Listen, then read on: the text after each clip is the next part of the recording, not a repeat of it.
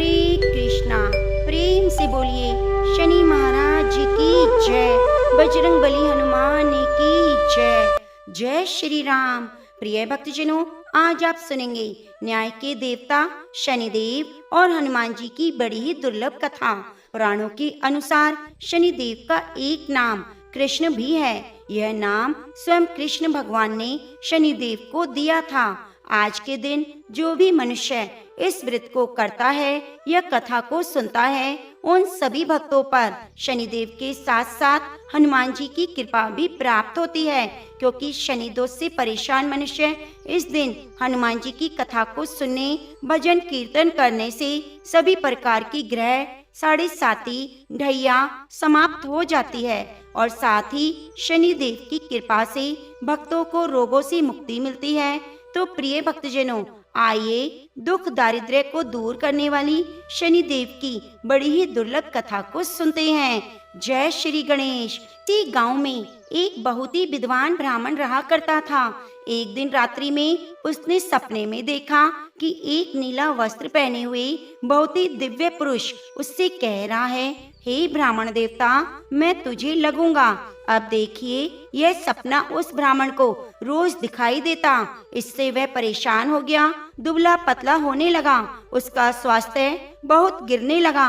एक दिन उसकी पत्नी ने कहा, देखिए, मैं आपको कितना अच्छे से खिलाती हूँ, मेवा मिश्री खिलाती हूँ, दूध पिलाती हूँ, अच्छा भोजन आहार पकाकर खिलाती हूँ, फिर भी आप इतने दुबले पतले क्यों होते जा रहे हैं? इसका क्या कारण है? प्रिय भक्तजनों, उस ब्राह्मण ने अपनी पत्नी से सारा हाल कह सुनाया कि मेरे सपने में नीले कपड़े पहने हुए एक दिव्य पुरुष आता है। वह मुझसे कहता है, हे ब्राह्मण, मैं तुझे लगूंगा।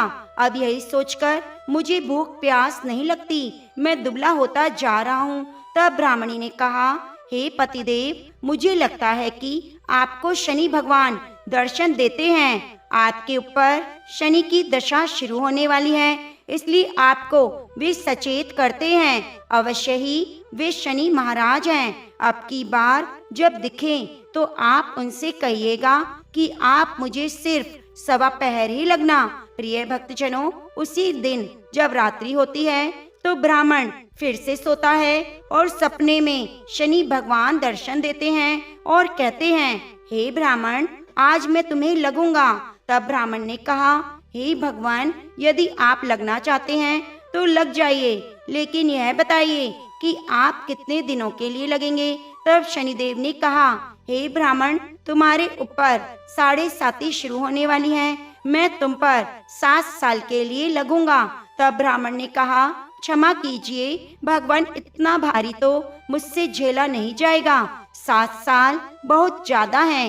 तो शनिदेव बोले, अच्छा 5 वर्ष के लिए लगूंगा। तब ब्राह्मण ने कहा, शनि महाराज, यह भी मेरे लिए ज्यादा है। शनिदेव बोले, तो ठीक है, 2.5 साल के लिए लग जाऊं। ब्राह्मण ने फिर मना कर दिया। शनिदेव कहने लगे, सवा पहर लगूंगा तो ठीक रहेगा। प्रिय भक्तजनों, सवा पहर की शनि की ढैया ब्राह्मण को लग गई। ब्राह्मण ने नींद से उठते ही अपनी पत्नी से कहा, देखो, मेरी सवा पहर की शनि की दशा लगी है, इसलिए मैं जंगल जाकर समय बिताऊंगा।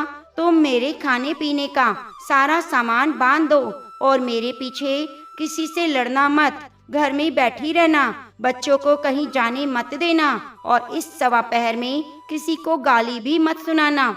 ऐसा कहकर ब्राह्मण अपने घर से जंगल की ओर चल दिया। जंगल में ब्राह्मण एक पीपल के पेड़ के नीचे बैठ गया और हनुमान जी का पाठ करने लगा।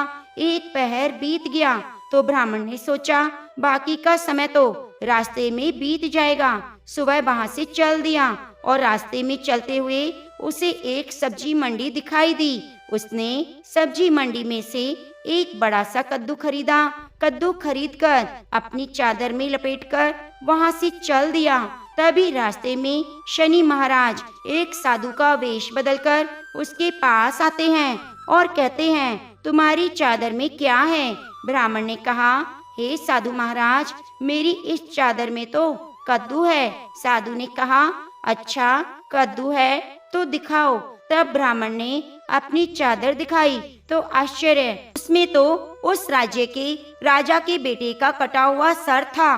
देखते ही साधु महाराज जो शनिदेव थे, ब्राह्मण को लेकर राज दरबार में पहुंच गए और राजा से कहने लगे, महाराज यह देखिए, यह दुष्ट दुराचारी आपके पुत्र की हत्या करके उसके सिर को काट के अपनी चादर में लेकर घूम रहा था, आप इसे दंड दीजिए। प्रिय भक्तजनों, राजा ने जब सुना कि ब्राह्मण ने उसके पुत्र को मार दिया है, राजकुमार की हत्या कर दी है, तब राजा को बहुत क्रोध आया। उसने कहा, मुझे मत दिखाओ, से यह सब देखा नहीं जाएगा। सैनिकों, तुम इसे तुरंत ले जाओ और सूली पर चढ़ा दो। जब नगर में यह समाचार कि राजा के पुत्र का सिर कट चुका है, एक ब्राह्मण ने उसकी हत्या कर दी है, तो नगर में हाहाकार मच गया और ब्राह्मण को सैनिक सूली पर चढ़ाने के लिए ले गए। जब फांसी पर चढ़ाने वाले थे, तो जैसा नियम होता है कि मरने वाले से उसकी अंतिम इच्छा को पूछा जाता है, तो सैनिकों ने भी ब्राह्मण की अंतिम इच्छा को पूछा।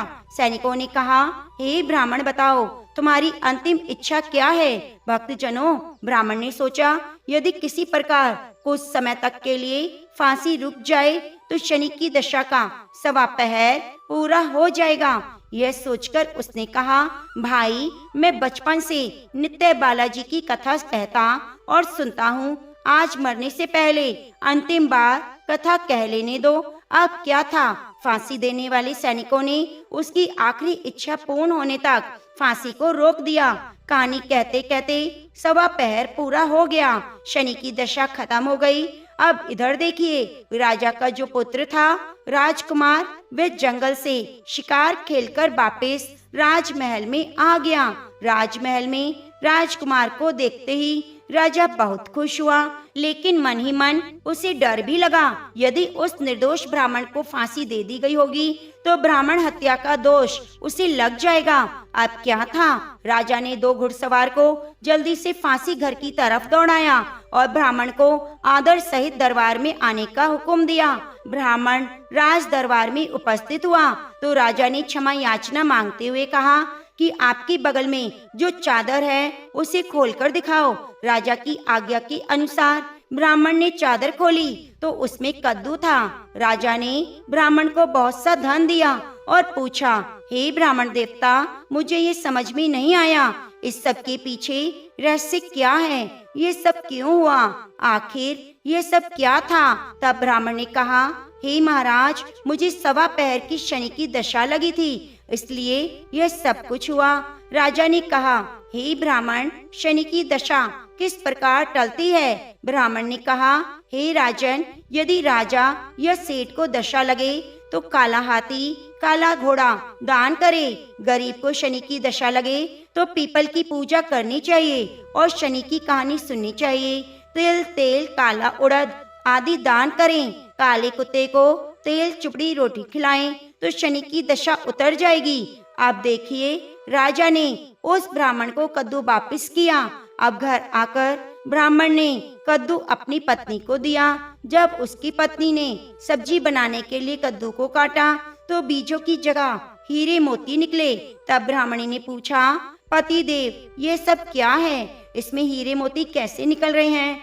इसे कहाँ से लाए हैं आप? तब ब्राह्मण ने कहा, हे प्रिय, जब शनि की दशा लगी तो यह कद्दू कुंवर का सिर बन गया और दशा उतरी तो शनि महाराज ने कैसा निहाल कर दिया, हमें माला माल कर दिया। हे शनि देवता, जैसे ब्राह्मण को शनि की दशा लगी वैसे किसी को भी न लगे। जैसे ब्राह्मण को धन दौलत मिली वैसे सबको मिले। कथा कहानी कहते सुनते हुंकारा भरते सबको मिले। अब मिल प्रेम से बोलिए, शनि महाराज की जय, हनुमान जी महाराज की जय। प्रिय भक्तजनों, अब आइए सभी मनोकामनाओं को पूरी करने वाली बड़ी ही पवित्र कथा को सुनते हैं। नर्मदा नदी के किनारे एक गांव में बहुत ही बड़े साहूकार का परिवार निवास करता था। साहूकार की मृत्यु हो चुकी थी। घर में साहूकारनी और उसके 2 बेटे, एक बड़ी बहू थी। साहूकारनी का छोटा बेटा मानसिक रोग से ग्रस्त था। उसकी मानसिक स्थिति ठीक नहीं थी। साहूकारनी की बड़ी बहू तारा को विवाह के कई वर्ष बीत गए पर अभी तक उसे संतान नहीं हुई थी। तारा को सदैव यही भय रहता था कि कहीं उसके पति संतान पाने के लिए दूसरा विवाह ना कर लें। यदि उसके पति ने दूसरा विवाह कर लिया तो उसे सौतन का दुख सहना पड़ेगा। प्रिय भक्तजनों, इसी डर से तारा ने एक योजना बनाई। उसने अपने घर में काम करने वाली नौकरानी चंदा से अपने देवर चंदन का विवाह कराने के लिए अपनी सास साहूकारनी और अपने पति को मना लिया। चंदा स्वभाव से बड़ी दयालु और कृष्ण भक्त थी। वह बचपन से ही उसी साहूकार के घर में काम करती। उसका अपना कोई नहीं था। अब चंदा का विवाह मानसिक रोगी चंदन से करा दिया गया। कुछ साल बाद चंदा ने एक सुंदर पुत्र को जन्म दिया, किंतु चंदा की जिठानी तारा ने चंदा का बच्चा छीन लिया और उसे घर से धक्के मारकर निकाल दिया। तारा ने अपने पति को भी अपने पक्ष में कर लिया। बेचारा चंदन तो मानसिक रोगी था। वह कुछ कर भी क्या सकता था। वह साहूकारनी चाहकर भी कुछ ना कर सकी। प्रिय भक्तजनों, दरअसल यह तो तारा की चाल थी। उसने तो कभी चंदा को अपनी देवरानी माना ही नहीं था। वह तो सिर्फ चंदा से उसका बच्चा लेना चाहती थी ताकि उसे पाल पोस कर अपना नाम दे सके। अब देखिए, चंदा के बार बार रोने गिड़गिड़ाने पर भी तारा नहीं मानी और उसे गांव से निकाल दिया। अब चंदा गांव-गांव भटकने लगी। भटकते भटकते वह कृष्ण जी के एक पुराने मंदिर में पहुंच गई। वहीं पर उसने प्रभु से न्याय की गुहार लगाई। वह अपना सर भगवान की चौखट पर पटकने लगी और लगातार ओम कृष्णाय नमः मंत्र का जाप करने लगी। प्रिय भक्तजनों, उस स्त्री की करुण पुकार सुनकर न्याय के देवता शनि देव आए और भगवान श्री कृष्ण के आदेश से तुरंत चंदा के सामने उपस्थित हो गए और साधारण मनुष्य का रूप धारण करके उसे अपने आप को कष्ट न पहुंचाने के लिए कहा और कहा, हे बहन, तुम भगवान श्री कृष्ण पर विश्वास रखो। ओम श्री कृष्णाय नमः मंत्र का जाप करती रहो। तुम्हारा अवश्य ही कल्याण होगा। तुम्हारे जो भी दुख हैं सब भगवान श्री कृष्ण हर लेंगे और शनिदेव की कृपा से तुम्हारा मंगल होगा। यह सुनकर चंदा भगवान श्री कृष्ण की आराधना में लग जाती है और शनिदेव का ध्यान करते हुए ओम कृष्णाय नमः मंत्र का जाप करने लगी। अब शनिदेव एक साधु का वेश बदलकर साहूकार के घर पहुंच गए। अलख निरंजन का अलख जगाने लगे।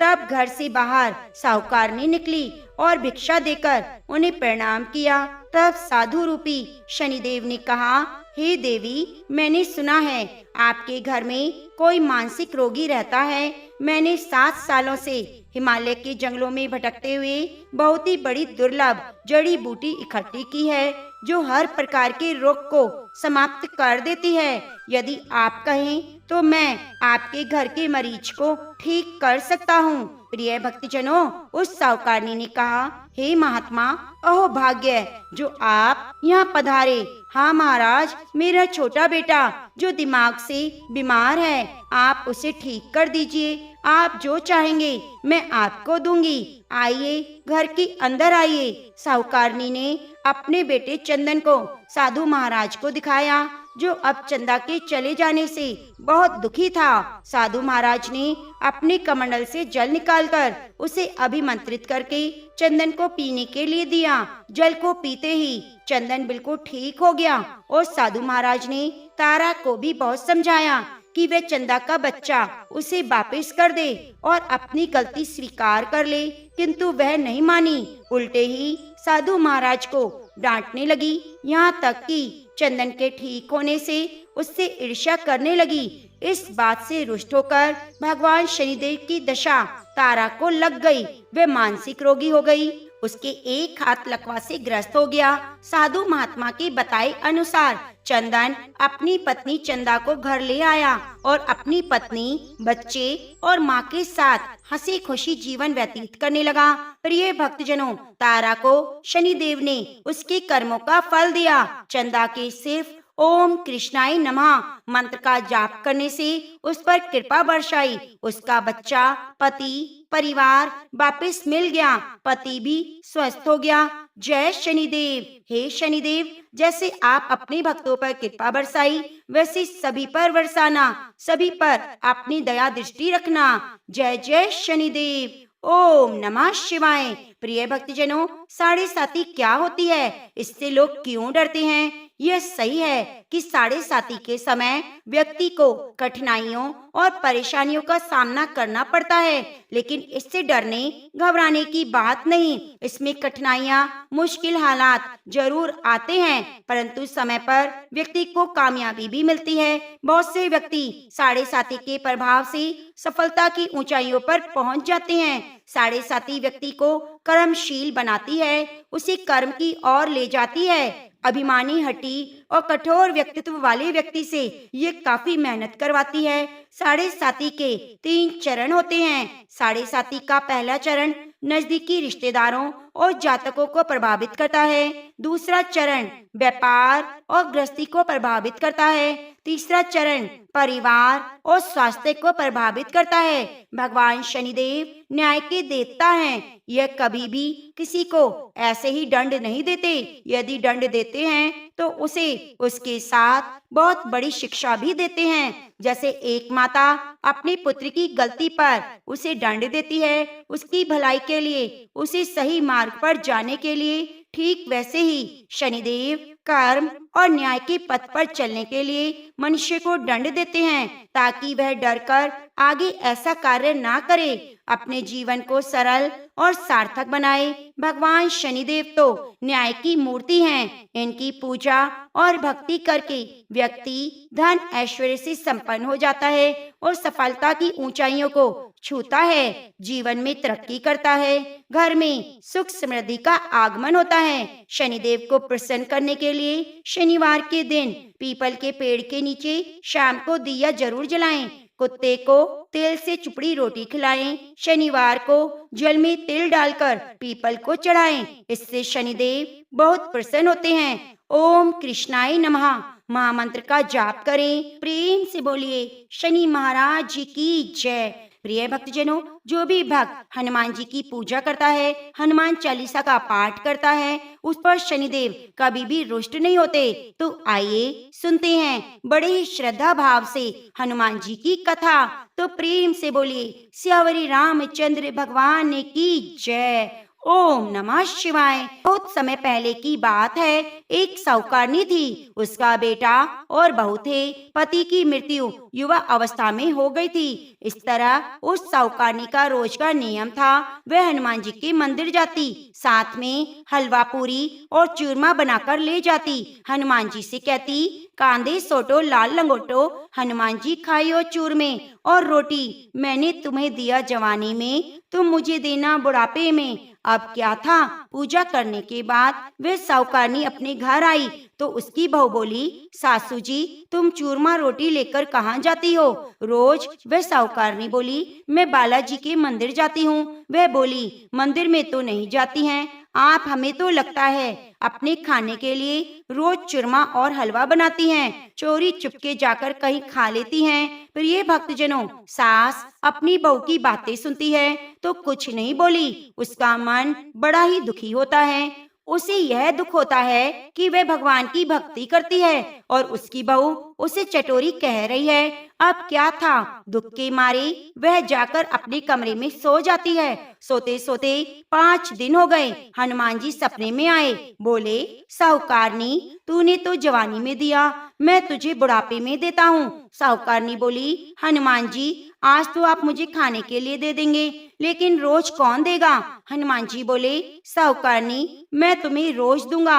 अब क्या था, हनुमान जी की महिमा देखिए। उन्होंने साहूकारनी के लिए चूरमा रोटी हलवा पूरी दिया। साहूकारनी चुपचाप चूरमा रोटी खा लेती। इसी प्रकार 5-6 दिन बीत गए। धीरे धीरे बहू के घर में से अचानक अनाज इत्यादि खत्म होने लगा। उसके पास कुछ नहीं रहा, सब चीज में घाटा पड़ गया। बहू ने सोचा, सास को 7 दिन हो गए, मैंने तो खाने को कुछ नहीं दिया, देखती हूँ वे कैसी हैं। अब देखिए, बहू अपनी सास के कमरे में जाकर देखती है तो क्या देखा, उसकी सास तो अच्छी भली मोटी ताजी है। बहू बोली, सासू जी मैंने तुम्हें खाने को नहीं दिया, तुम क्या खाती हो, इतनी स्वस्थ और मोटी ताजी हो। सास बोली, मुझे तो हनुमान जी मीठा मीठा हलवा और रोटी दे जाते हैं, मैं वही खाती हूँ। अब क्या था, बहू सास के पैर में गिर गई और पछतावा हुआ।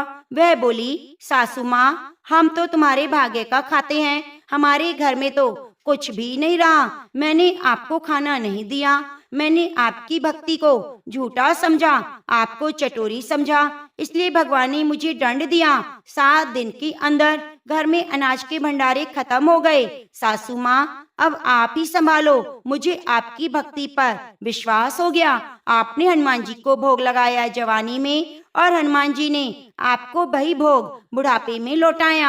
आपका पेट भरा। हनुमान जी की महिमा अपरंपार है, कोटि कोटि प्रणाम है। प्रिय भक्तजनों, अब क्या था, सास ने खुशी खुशी घर की सारी जिम्मेदारी संभाल ली और सास यानी कि वह साहूकारनी हनुमान जी को रोज चूरमा रोटी हलवा पूरी खिलाया करती, हलवा पूरी चढ़ाया करती। फिर घर में बहुत बरकत हुई, खूब धन धान्य होने लगा। हनुमान जी महाराज, हे बालाजी महाराज, जैसे आपने उस साहूकारनी को दिया वैसे सबको देना, सबके घर में अन्न धन के भंडारे भरना, सबका भला करना, कहानी कहने सुनने वाले, हुंकारा भरने वाले सभी को देना। तो प्रेम से बोलिए सियावरी रामचंद्र भगवान की जय।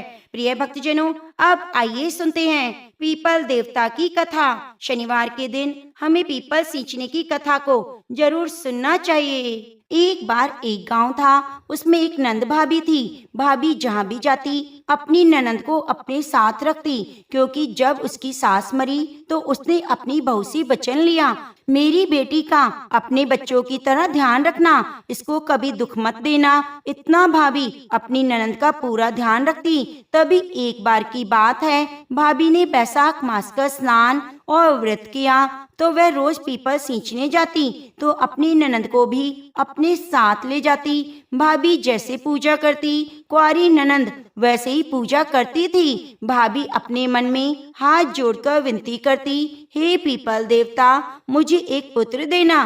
तो ननंद भी हाथ जोड़कर मन में कहती, हे पीपल देवता, जो आप मेरी भाभी को दो वही मुझे देना। इस तरह पूरे बैसाख मास में ननंद भाभी ने पीपल के पेड़ की पूजा करी और मन्नत मांगी। तब पीपल देवता सोच में पड़ गए, भाभी को तो मैं पुत्र दे दूंगा, लेकिन कुंवारी लड़की को पुत्र कैसे दूं? तब पीपल देवता ने दोनों की इच्छाएं पूरी कर दी। 3 महीने बाद भाभी को गर्भ ठहर गया।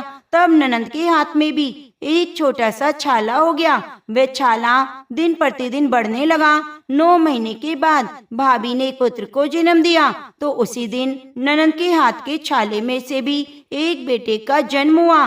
भाभी ने लोक लाज के भय से और ननंद की बदनामी के डर से पूरे गांव में कहलवा दिया कि मेरे 2 जुड़वा पुत्र हुए हैं। भाभी ने अपने पति को भी यह बात नहीं बताई।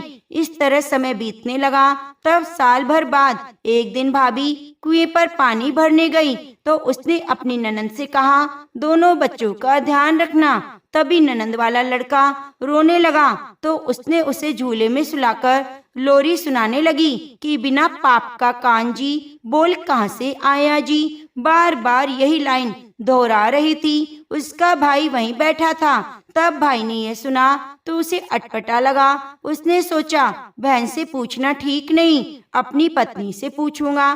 तभी उसकी पत्नी कुएं से पानी लेकर आई।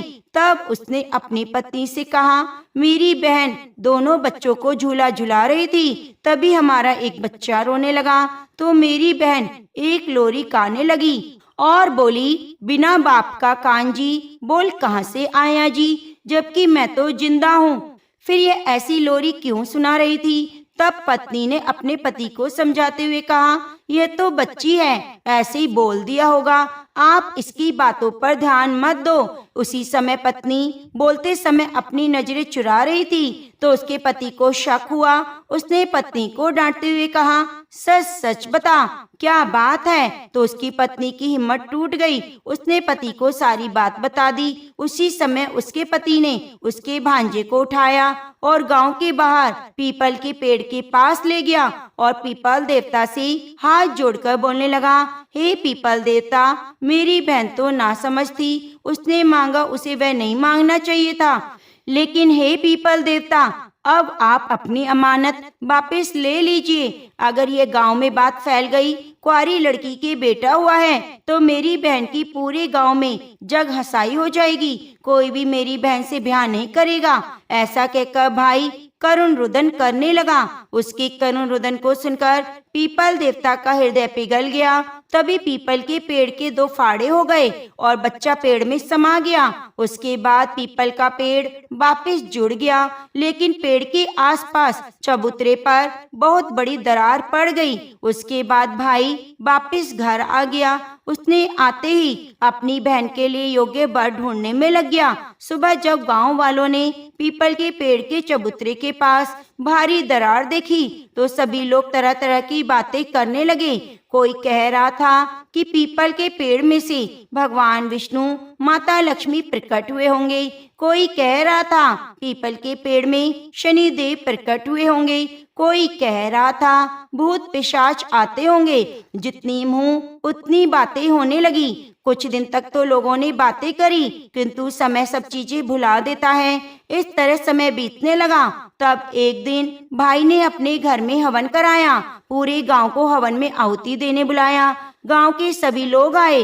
काशी बनारस से 11 पंडितों को बुलाया गया। यज्ञ में आहुतियां दी जा रही थी। घी का पूरा डिब्बा खाली हो गया, लेकिन आहुति में अग्नि प्रकट ही नहीं हुई। तब किसी ने भाई से कहा, आप भी अपनी कोई बहन, बेटी, भुआ, भांजी हो, उसे बुलाओ। भाई ने कहा, मेरे तो एक बहन है जो मेरे पास रहती है और कोई मेरा नहीं। बहन ने भी आहुति दे दी है, लेकिन फिर भी यज्ञ में धुआं ही धुआं निकल रहा था, ज्योति प्रकट नहीं हो रही थी। तब गांव के सरपंच ने भाई से कहा, पुत्र, यह तो बड़ा अपशगुन है, किसी पंडित महात्मा से पूछना होगा। तब गांव के बाहर से एक महान वेद शास्त्रों के ज्ञाता पंडित जी को बुलाया गया। उसने पूरी बात बताई। पंडित जी बड़े ज्ञानी महात्मा थे, त्रिकालदर्शी थे। आगे पीछे की उन्हें सभी बातें दिखाई देती थी। वर्तमान, भविष्य काल, भूतकाल, सारी बातों को देख सकते थे। तब उन्होंने थोड़ी देर के लिए आंखें बंद करी, ध्यान लगाया, फिर सारी बात पता कर ली। तब पंडित जी ने भाई से कहा, हे पुत्र, तुम अपने भांजे को लेकर आओ। तब तुम्हारा भांजा इस यज्ञ में आहुति देगा, तभी जोत आएगी। तब भाई ने कहा, मेरी भांजा नहीं तो मेरी बहन अभी कुंवारी है, भांजा कहाँ से आएगा। तभी उसी पंडित ने कहा, पीपल देवता ने तुम्हारी बहन को पुत्र दिया था, तुम उसी भांजे को लेकर आओ, तभी तुम्हारा यज्ञ पूर्ण होगा। तब सभी गांव वालों ने भाई से पूछा। भाई ने सभी गांव वालों को सच्चाई बता दी। तब गांव वाले भाई को समझाते हुए बोले, पुत्र, इसमें शर्मिंदा होने की बात नहीं। पीपल देवता ने तुम्हारी बहन को पुत्र दिया, ऐसी किस्मत हर किसी को नहीं मिलती। तब सभी गांव वाले, सरपंच, पंडित, भाभी, ननंद और उसका भाई ढोल नगाड़े के साथ पीपल देवता के गीत गाते हुए पीपल के पेड़ के पास पहुँचे। तब भाई ने पीपल देवता से अपनी गलती की माफी मांगी और कहा, हे पीपल देवता, मैंने बदनामी के डर से अपना भांजा आपको सौंप दिया, लेकिन आज मैं खुद अपना भांजा आपसे वापस मांगने आया हूँ। हे पीपल देवता, मुझे मेरा भांजा वापस लौटा दो। तभी वहाँ वापस पीपल के 2 फाड़े हो गए। उसमें से भांजा बाहर आया। उसी समय उसकी बहन के आंचल से दूध की धार बेटे के मुख में जाकर गिरी। पूरे गांव वालों को यकीन हो गया, यह इसी का पुत्र है। तब सभी धूमधाम से गाजे बाजे के साथ पीपल देवता के गीत गाते हुए पुत्र को लेकर घर आए। जैसे ही भांजे ने यज्ञ में आहुति दी, ज्वाला इतनी ऊंची उठी कि सभी को महान आश्चर्य हुआ। तब उस भाई ने पूरी नगरी में ढिंढोरा पिटवाया कि बैसाख मास में पीपल के पेड़ को सींचने से निर्धन को धन मिले, निसंतान को संतान मिले, कुंवारी को अच्छा घरवर मिले, बुजुर्गों को वैकुंठ का वास मिले। उन दिनों के बाद सभी लोग बैसाख मास में पीपल के पेड़ को सींचने लगे। ऐसा करने से मनुष्य को इस लोक में सुख और मरने के बाद परलोक में परम धाम की प्राप्ति होती है। हे पीपल देवता, जैसा सुख आपने ननंद भाभी को दिया, वैसे सबको देना। प्रेम से बोलो, विष्णु भगवान की जय। प्रिय भक्तजनों, उम्मीद करती हूँ आपको हमारे द्वारा सुनाई गई कथा अच्छी लगी होगी। यदि कथा अच्छी लगी है तो कृपया चैनल को सब्सक्राइब करके बगल में बनी घंटी को दबा लीजिए और वीडियो को लाइक करके कमेंट बॉक्स में कृष्ण भगवान की जय जरूर लिखिए। धन्यवाद।